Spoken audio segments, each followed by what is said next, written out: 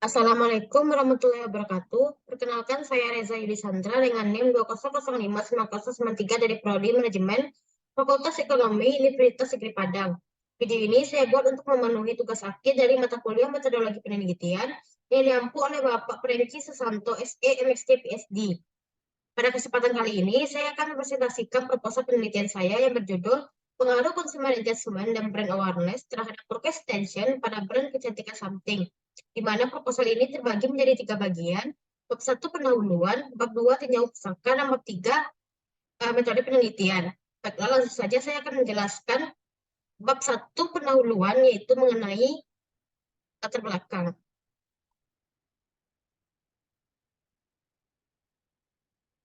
Saat ini, industri kecantikan adalah satu aspek bisnis yang memiliki prospek cemerlang. Pemicunya yaitu seiring zaman yang semakin modern, umumnya penampilan yang menarik juga sangat diperhatikan oleh sebagian besar individu.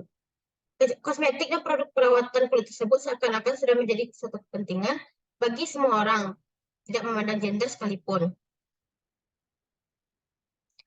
Berdasarkan data yang telah dipaparkan yang diperoleh dari Badan Pengawas Obat dan Makanan atau BPOM, pada pom.go.id pada tahun 2021 mengenai peningkatan dari kebutuhan akan produk kosmetik, dapat dilihat bahwa kenaikan notifikasi kosmetik dimulai sejak tahun 2017 sampai tahun 2021. Pada tahun 2021, BPOM telah menerima berkas permohonan notifikasi sebanyak 101.707 berkas. Sedangkan pada tahun 2023, jumlah produk yang masuk ke BPOM untuk mendapat persetujuan izin edar adalah sebanyak 260.626 produk. Hal ini menandakan semakin banyak produk-produk yang didaftar kepada BPOM, maka semakin banyak pula bermunculan produsen baru dalam industri kecantikan yang dipicu oleh tingginya permintaan konsumen akan produk kosmetik tersebut. Menyikapi situasi ini, brand-brand lokal tersebut mulai bersaing untuk membuat konten-konten kreatif yang diharapkan dapat meningkatkan purchase intention terhadap konsumennya dengan pemanfaatan sosial media. Seiring peningkatan penggunaan sosial media tersebut, istilah consumer engagement atau keterlibatan konsumen mulai sering terdengar. Krusial bagi perusahaan untuk memberikan pengalaman serta jasa yang memuaskan kepada konsumennya, karena pada sosial media tersebut banyak sekali produk yang ditawarkan yang serupa sehingga persaingan sangat tinggi. Selain akan pentingnya consumer engagement, penggunaan sosial media juga dijadikan sebagai sarana dalam membangun brand awareness. Brand melalui konten maupun logo atau tagline yang kreatif dan menarik pada sosial media akan meningkatkan brand awareness serta peningkatan consumer engagement-nya. Jadi perusahaan harus selalu update terkait isu terkini agar kontennya selalu baru dan dapat menarik minat beli dari konsumen. Berdasarkan hasil penelitian terdahulu, Dobus dan Berakat pada tahun 2020 dalam penelitiannya memaparkan bahwasannya consumer engagement dan brand awareness berpengaruh positif dan signifikan terhadap purchase intention. Sedangkan menurut Prentice Catherine et al. Pada tahun 2019, hasil penelitiannya memaparkan bahwasannya consumer engagement berpengaruh signifikan terhadap purchase intention. Dalam penelitian Gracia Ana Paula et al. Pada tahun 2020, dinyatakan sebenarnya brand awareness berdampak signifikan terhadap purchase intention, namun dengan pengaruh yang rendah. Objek dalam penelitian ini adalah salah satu brand kecantikan lokal, yaitu something yang saat ini sedang banyak digandrungi oleh masyarakat. Berdasarkan data yang telah dipaparkan, pada periode April sampai Juni 2022, something menempati posisi pertama dalam kategori perawatan wajah di e-commerce, Shopee, dan Tokopedia dengan total penjualan sebesar 53,2 miliar rupiah.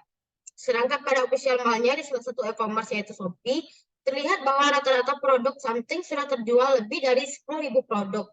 Artinya, forecast intention masyarakat terhadap brand something ini sangat tinggi.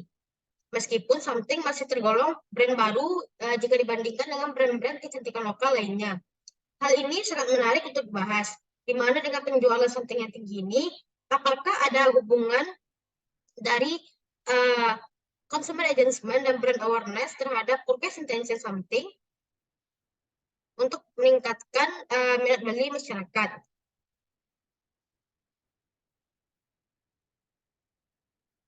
Selanjutnya rumusan masalah. Yang pertama yaitu bagaimana pengaruh consumer engagement terhadap purchase intention pada brand something. Yang kedua, bagaimana pengaruh brand awareness terhadap purchase intention pada brand something. Dan yang ketiga yaitu bagaimana pengaruh consumer engagement terhadap brand awareness pada brand something. Dengan tujuan penelitian yaitu yang pertama, untuk mengetahui pengaruh consumer engagement terhadap purchase intention pada brand something. Yang kedua, untuk mengetahui pengaruh brand awareness terhadap purchase intention pada brand something. Dan yang ketiga, untuk mengetahui pengaruh consumer engagement terhadap brand awareness pada brand something. Manfaat penelitiannya terbagi menjadi dua. Yang pertama teoritis, yaitu hendaknya bisa menghasilkan ilmu pembelajaran serta dapat menjadi literatur dalam dunia pendidikan. Sedangkan untuk manfaat praktis, tidak hanya dirasakan oleh satu pihak saja, tetapi bisa dirasakan oleh penulis, perusahaan, pembaca, dalam hal memperluas wawasan, serta pemahaman terkait topik yang dibahas dalam penelitian. Selanjutnya, bab 2, tinjau pustaka. Yang pertama, kajian teori. Consumer engagement atau keterlibatan konsumen adalah hubungan yang kuat antara konsumen dengan perusahaan yang ditunjukkan melalui adanya keikutsertaan dan juga pengalaman emosional konsumen berkenaan dengan produk dan jasa yang disediakan oleh perusahaan. Dalam mengerti Puji et al. Pada tahun 2022. Selanjutnya, brand awareness, kesadaran merek adalah bagaimana konsumen dapat mengetahui dan mengingat merek, serta bagaimana interaksi konsumen dengan merek tersebut. Selanjutnya, purchase intention atau niat beli, mengarah pada gabungan minat konsumen pada produk atau brand dan berkemungkinan untuk melakukan pembelian terhadap hal tersebut. Selanjutnya itu pengembang hipotesis. Yang pertama, consumer engagement dan purchase intention.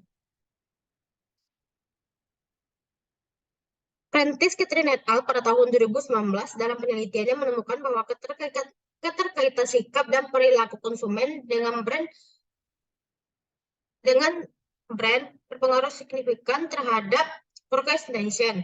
Karena dari hasil penelitian itu memaparkan bahwasanya kian aktif konsumen dalam sebuah platform atau komunitas online, maka semakin besar niat beli yang timbul. Kedua yaitu brand awareness dan purchase intention. Graciola Anna Paula al. Pada tahun 2020 mendapat hasil penelitian bahwa brand awareness berpengaruh signifikan terhadap purchase intention, walaupun hasilnya sangat rendah. Sedangkan Tan Yingxi et al. Pada tahun 2021 dalam penelitiannya memperoleh hasil bahwa brand awareness berpengaruh signifikan dan positif terhadap purchase intention.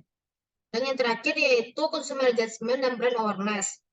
Menurut Dobus Barakat pada tahun 2020 memperoleh hasil penelitian bahwa consumer engagement berpengaruh positif terhadap brand awareness karena kualitas konten yang terdapat pada platform sosial media diiringi dengan hubungan yang kuat dengan konsumen, maka dapat memberi pengaruh dalam pembentukan kesadaran merek. Selanjutnya yaitu kerangka konseptual dan juga hipotesis. Berdasarkan beberapa masalah, dapat dibuat kerangka konseptual, di mana progress intention atau Y sebagai variabel dependen dipengaruhi oleh beberapa variabel independen, yaitu consumer engagement atau X1 dan juga brand awareness atau X2. Di mana dari kerangka konseptual ini dapat ditarik hipotesis, yaitu hipotesis yang pertama yaitu consumer engagement berpengaruh positif dan signifikan terhadap purchase intention. Hipotesis kedua yaitu brand awareness berpengaruh positif dan signifikan terhadap purchase intention. Dan juga hipotesis ketiga, consumer engagement berpengaruh positif dan signifikan terhadap brand awareness. Selanjutnya itu bab 3, metode penelitian. Yang pertama, jenis penelitian. Penelitian ini menggunakan metode penelitian kuantitatif, di mana metode penelitian ini bersifat diferensial. Juga menggunakan penelitian asosiatif untuk melihat adanya hubungan antara satu variabel dengan variabel yang lain dalam Kashmir tahun 2022 pada halaman 12. Selanjutnya populasi dan sampel. Populasi adalah jumlah keseluruhan kelompok individu yang dijadikan sebagai sasaran penelitian atau objek. Dan populasi pada penelitian ini adalah konsumen yang pernah atau sedang menggunakan produk something. Selanjutnya sampel. Pada penelitian ini, pengambilan sampelnya adalah dengan non-probability sampling dengan nilai secara normal sampling. Rumus yang digunakan adalah rumus Haier, di mana total sampel adalah hasil dari perkalian variabel dan juga indikator. Pada penelitian ini terdapat 3 variabel dengan 17 indikator. Maka dapat diperoleh 51 sampel dengan kriteria dalam pemilihan sampel ini adalah konsumen yang pernah atau sedang menggunakan produk something. Selanjutnya yaitu sumber data. Sumber data dalam penelitian ini adalah sumber data primer dan juga data sekunder. Dengan teknik pengumpulan data, untuk data primer dikumpulkan dengan menggunakan penyebaran kuesioner, sedangkan data sekunder dikumpulkan dengan studi kepustakaan. Selanjutnya teknik analisis data. Menggunakan teknik analisis regresi linier berganda, diolah melalui perangkat lunak SPSS dan diuji kembali dengan uji-uji statistik.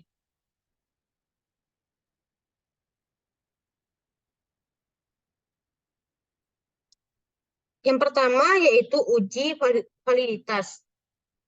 Adalah pengujian awal yang digunakan untuk mengukur alat ukur yang akan dipakai sudah valid atau tidak.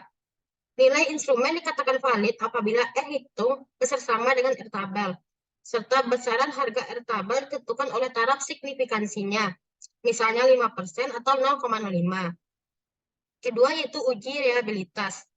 Adalah alat yang digunakan untuk mengetahui instrumen penelitian dapat dipercaya.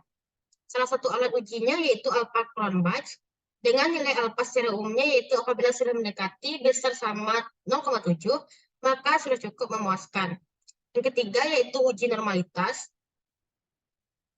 Berfungsi untuk menguji apakah data berdistribusi normal atau tidak.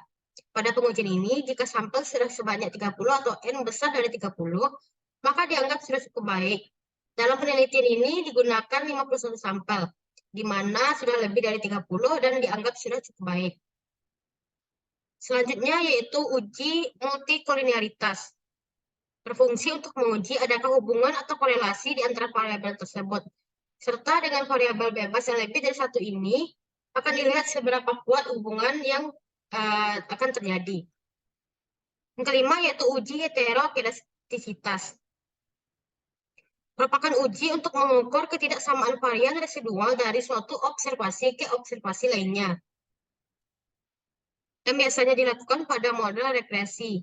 Jika uji heterokedastisitas ini tidak terpenuhi, maka model regresi dinyatakan tidak valid dan tidak bisa digunakan dalam penelitian ini. Yang keenam yaitu uji korelasi. Merupakan uji untuk melihat ada atau tidaknya hubungan antar variabel dan melihat seberapa kuat hubungan tersebut. Ukuran nilai korelasi atau R mulai dari 0 sampai 1 atau 100%. Misalnya, jika nilai sebesar 0,70, maka koefisien determinasi atau R square atau R kuadrat adalah 0,70 kuadrat, sama dengan 0,49. Hasil ini menjelaskan bahwa besarnya kemampuan variabel bebas menjelaskan variabel terikatnya adalah sebesar 49%.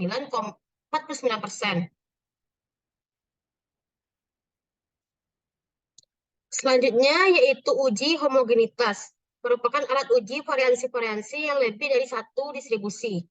Biasa disebut dengan uji homogenitas ini adalah untuk melihat adanya perbedaan dari kelompok-kelompok yang diuji. Uji homogenitas ini dipakai untuk asumsi pada uji T dan uji ANOVA. Baiklah, sekian penjelasan saya mengenai proposal penelitian yang sudah saya buat. Apabila ada kesalahan, mohon dimaafkan. Assalamualaikum warahmatullahi wabarakatuh.